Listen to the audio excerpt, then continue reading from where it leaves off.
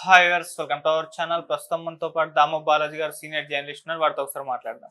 Sir నమస్కారం sir. నమస్తే. Sir, Prakash Raj గారికి అండ్ పవన్ కళ్యాణ్ గారికి మధ్య మాటల యుద్ధం ఆ ట్వీట్ల వారైతే నడుస్తూ వస్తుంది కదా. అయితే ఈ నేపథ్యంలోనే ప్రకాష్ రాజ్ గారు మరొక కామెంట్ చేశారని వార్తలు వినిపిస్తున్నాయి. అది పవన్ కళ్యాణ్ ఒక జోకర్ అని చెప్పి సంబోధించినట్టుగా అయితే వినిపిస్తుంది సార్. నిజంగా పవన్ కళ్యాణ్ గారిని జోకర్ అని అన్నారా? అంటే ఏ కాంటెస్ట్ లో అన్నారు? మరి దీనికి పవన్ కళ్యాణ్ గారి రిప్లై ఏ విధంగా ఉంది సార్? పవన్ కళ్యాణ్ మీద ప్రకాష్ రాజ్ గత కొంతకాలంగా ముఖ్యంగా లడ్డూ వివాదం స్టార్ట్ అయినప్పటి నుంచి పవన్ కళ్యాణ్ ప్రాయచిత్త దీక్ష మొదలుపెట్టినప్పటి నుంచి సీరియస్గా పవన్ కళ్యాణ్ ని టార్గెట్ చేస్తూ ప్రకాష్ రాజ్ ట్వీట్లు చేస్తున్నాడు. లేటెస్ట్గా రెండు రకాల ట్వీట్లు కనబడుతున్నాయి. ఒకటేమో జోకర్ అని డైరెక్ట్గా పవన్ కళ్యాణ్ అనలేదు, కానీ జోకర్ లాగా యాక్ట్ చేస్తే వాళ్ళని సర్కస్లో మాత్రమే ఉంచాలి అన్నట్టుగా, అంటే తిరుపతిలో ఇతని వ్యవహారం అంతా ఒక జోకర్ లాగా ఉందనేది చాలామంది కూడా పెడుతున్నారు. పవన్ కళ్యాణ్ ఒకప్పుడు అభిమానించే వాళ్ళు కూడా ఇప్పుడు తీవ్రంగా హర్ట్ అయ్యారు. ఎందుకంటే ఇతను ఒక బీజేపీ వాళ్ళు ఒక ఆర్ఎస్ఎస్ అతనిలాగా మాట్లాడుతున్నాడు. ఇతన్ని ఒకప్పుడు లెఫ్ట్గా అంటే కమ్యూనిస్టు రాజకీయాలకు దగ్గరగా ఉండడం, దళిత రాజకీయాలకు దగ్గరగా ఉండడం, ఇవన్నీ చేశారు వాళ్ళు. అప్పుడు మనకు గుర్తుంటే మన చిరంజీవి ప్రజారాజ్యం పెట్టినప్పుడు కూడా సామాజిక తెలంగాణకు మేము మద్దతు ఇస్తున్నాం అన్నారు. సామాజిక ఉద్యమకారులు అనేక మందిని, సంఘాలను అనేక మందిని అప్పుడు కలిసేవాళ్ళు. పవన్ కళ్యాణ్కి కూడా చాలా బాధ్యతలు అప్పుడు చిరంజీవి అప్పగించారు, ఇలాంటి టీముల్ని కలవమని. అప్పుడే నేను మా పౌరకుల సంఘం నాయకులు, కవులు కొంతమంది మేము కూడా కలిసాం. ఆయన పిలిపించాడు. అప్పుడు ఒకసారి 2 గంటలు మాట్లాడాడు, ఇంకొకసారి 4 గంటలు మాట్లాడాడు. చాలా అప్పట్లో పవన్ కళ్యాణ్ అంటే ఈ వర్గాలన్నింటిలో కూడా ఒక గౌరవం ఉండేది, ఒక నమ్మకం ఉండేది. ఇలాంటి వాళ్ళు మనకి అండగా ఉంటే బాగుంటుంది అనేది ఉండేది. అటువంటి ఇచ్చాడు. దాని తర్వాత చెగువెరాతో ఐడెంటిఫై అవ్వడం, చెగువెరా ఇది బొమ్మ పెట్టుకొని మాట్లాడడం, చెగువెరా తనకు ఆదర్శం అవడం, ఇవన్నీ చెప్పేవాడు.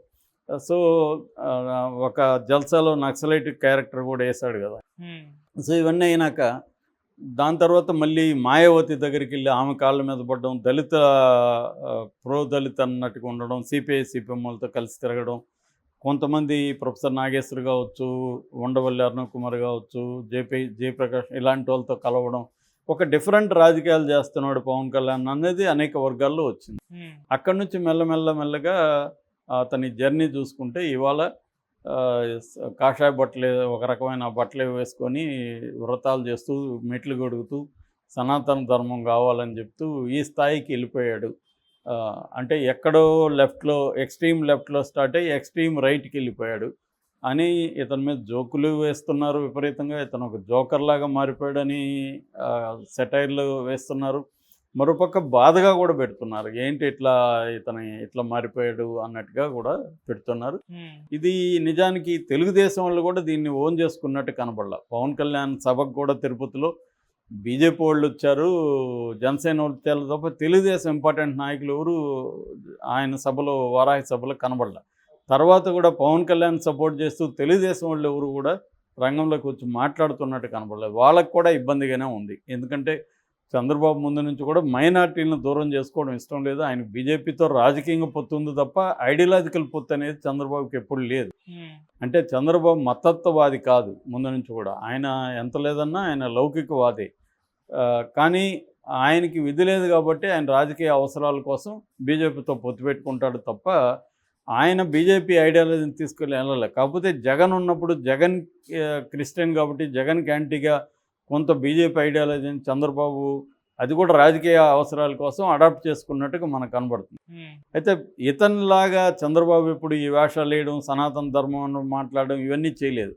ఎందుకంటే తెలుగుదేశం అనేది ఒక సెక్యులర్ పార్టీగానే నడిచింది. నిజానికి రామారావు చాలా విషయాల్లో ఆయన సనాతన ధర్మానికి వ్యతిరేకుడు. ఆయన దుర్యోధనుడు అంటే ఆయనకి ఇష్టం, తర్వాత రావణాసురుడు అంటే ఆయనకి ఇష్టం. రావణాసురుని ఆయన చాలా క్యారెక్టర్లు చేశాడు.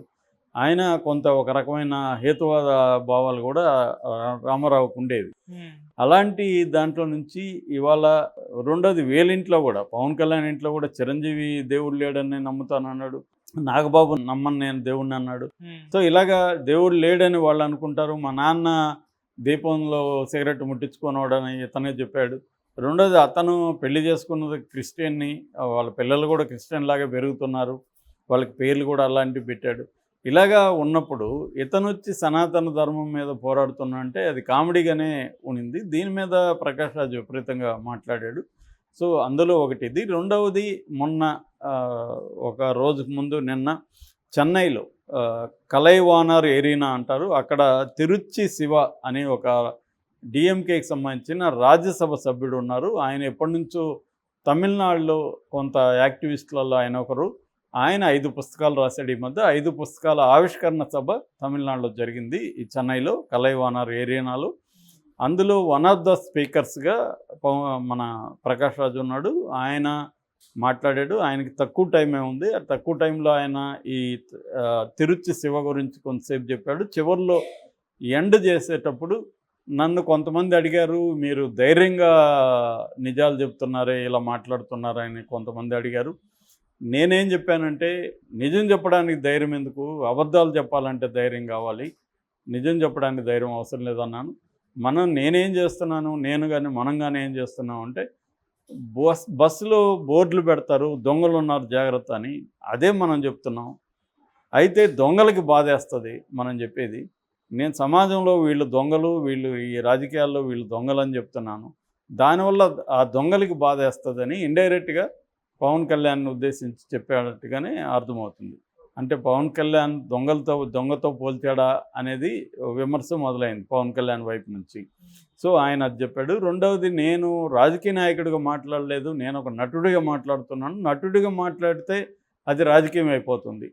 నేను మాట్లాడుతుండేది నటుడి వాయిస్, ఒక ఆ వాయిస్లోనే. కానీ ఆ కుర్రలు అంటారు తమిళ్లో, నేను తమిళ ఉపన్యాసం మొత్తం విన్నాను. ఆ కుర్రలు అనేది అరసు కుర్రలుగా అయిపోతుంది. నేను కలంజర్ కుర్రల్లో మాట్లాడుతున్నాను, అంటే నటుడు కూడా గొంతులో అనేది ఆయన అన్నాడు. అట్లాగే లాస్ట్లో పంచిలాగా డిప్యూటీ సీఎం అయిన దానికి ఆయనకి అభినందనలని తన ఉదయనిధి స్టాలిన్ చూసి చెప్పాడు. మన డిప్యూటీ సీఎం ఏమో సమానత్వం గురించి మాట్లాడతాడు, ఇంకొక డిప్యూటీ సీఎం ఉన్నాడు ఆయన సకారంలో మాట్లాడతాడు. సో అది తేడా అనేది కూడా ఆయన చెప్పాడు. సకారం అంటే సమానత్వం, సనాతనత్వం. దీన్ని తర్వాత ఆయన ఒక ట్వీట్ కూడా చేశాడు, మేము సమానత్వాన్ని గురించి మాట్లాడుతున్నాం, నువ్వు సనాతన ధర్మాన్ని గురించి మాట్లాడుతున్నావు అన్న కామెంట్ కూడా పెట్టాడు. అంటే అట్లాగే నువ్వు సనాతన ధర్మాన్ని గురించి పోరాడు, మేము ప్రజల గురించి మేము పోరాడతాం అని కూడా పవన్ కళ్యాణ్ చెప్పాడు. సో సనాతన ధర్మం అని పవన్ కళ్యాణ్ ఎప్పుడైతే ఇదైదో, దీన్ని పెద్దగా హిందూ మత ఇది కూడా వాళ్ళు కూడా ఏం పెద్దగా ఓన్ చేసుకోవాలి. ఎందుకంటే ఈయనకి ఇప్పుడు మొన్న ఎవరు అన్నారు 56 ఏళ్ళని, ఎంత వయసు నాకు కరెక్ట్గా తెలియదు కానీ 50 అబవ్ కదా పవన్ కళ్యాణ్కి. ఈ 50 ఇయర్స్లో ఎప్పుడైనా ఆయన సనాతన ధర్మం గురించి ఒకరోజన్నా ఎప్పుడైనా మాట్లాడినట్టు కానీ ఎక్కడైనా ఉందా? సడన్గా ఇప్పుడు ఎందుకు సనాతన ధర్మం ఆయనకు గుర్తొచ్చింది అంటే, ఈ లడ్డును ఉపయోగించుకొని బీజేపీ అజెండాని అమలు చేయడానికి ఆయన రెడీ అయిపోయాడు. ఎందుకంటే బీజేపీకి చంద్రబాబుని సపోర్ట్ చేయడం అనేది పెద్ద ఇష్టం లేదు. చంద్రబాబు పట్ల వాళ్ళకి వ్యతిరేకత ఉంది. చంద్రబాబే గట్టిగా ట్రై చేసి వాళ్ళతో పొత్తు పెట్టుకున్నాడు. జగన్ పొత్తు పెట్టుకోడు కాబట్టి, బీజేపీతో వాళ్ళే వస్తున్నారు కాబట్టి పొత్తు పెట్టుకుంటున్నామని చెప్పారు. అమిత్ షా కూడా అన్నాడు, అప్పట్లో మా దాంట్లో ఉన్నాడు, వెళ్ళిపోయాడు, మళ్ళీ ఆయన వచ్చాడు, ఓకే అన్నాము అన్నంత క్యాజువల్గా వాళ్ళు చెప్పారు. కాబట్టి వాళ్ళు నెక్స్ట్ కూడా వాళ్ళ అజెండా ఏంది, లాంగ్ టర్మ్ అజెండా ఆంధ్రప్రదేశ్లో తాము సొంతంగా ఎదగాలి. తాము సొంతంగా ఎదగడానికి కష్టం కాబట్టి పవన్ కళ్యాణ్ని తాము కలుపుకొని పవన్ కళ్యాణ్ సీఎం క్యాండిడేట్గా ఇండైరెక్ట్గా అనౌన్స్ చేసి, ఎందుకంటే పవన్ కళ్యాణ్ వెనక ఒక 20-25% కాపు సామాజిక వర్గం ఉంటుంది కాబట్టి, అట్లాగే కమ్మ సామాజిక వర్గాన్ని కూడా పురంధేశ్వర్ కావచ్చు, నెక్స్ట్ ప్లాను జూనియర్ ఎన్టీఆర్ని రంగంలో దించడం కావచ్చు, కమ్మ కాపు కాంబినేషన్ని చంద్రబాబు సక్సెస్ఫుల్గా కలపగలిగాడు. దాన్ని మనం చేద్దాము అన్నది బీజేపీ వాళ్ళకు ఉంది. ఎందుకంటే చంద్రబాబు తర్వాత లోకేష్కి అంత ఎఫెక్టివ్ ఫాలోయింగ్ ఉండకపోవచ్చు.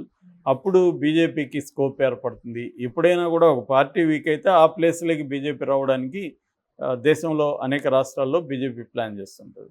ఈ కాంటెక్స్లో బీజేపీ పవన్ కళ్యాణ్ ఉపయోగించుకోవడం కోసం బీజేపీ డైరెక్షన్ మేరకే పవన్ కళ్యాణ్ ఈ ఎక్స్ట్రీమ్గా బిహేవ్ చేశాడు. అతను ఒక ప్రతిపక్షంలో ఉన్నవాళ్ళలాగా మాట్లాడాడు తప్ప మొన్న అధికారంలో ఉన్న డిప్యూటీ సీఎం లాగా ఆయన మాట్లాడలేదు. డిప్యూటీ సీఎం అయితే ఏం మాట్లాడాలి, ఇక్కడ ఈ అన్యాయం జరిగిందని మేము ఫీల్ అవుతున్నాం, దాని మీద ఎంక్వైరీ చేస్తాం, వాళ్ళ అరెస్ట్ చేస్తాం, దాన్ని పరిష్కరిస్తామని మాట్లాడాలి. కానీ ఇంకా 31,000 మంది అమ్మాయిలు మిస్ అయ్యారు, మిస్ అయితే మరి దాని మీద ఎందుకు మీరు వేయట్లేదు? అట్లా అనేక ఆరోపణలు గతంలో చేశారు కదా జగన్ మీద, మరి ఎందుకు పవన్ కళ్యాణ్ చర్యలు తీసుకోవట్లేదు?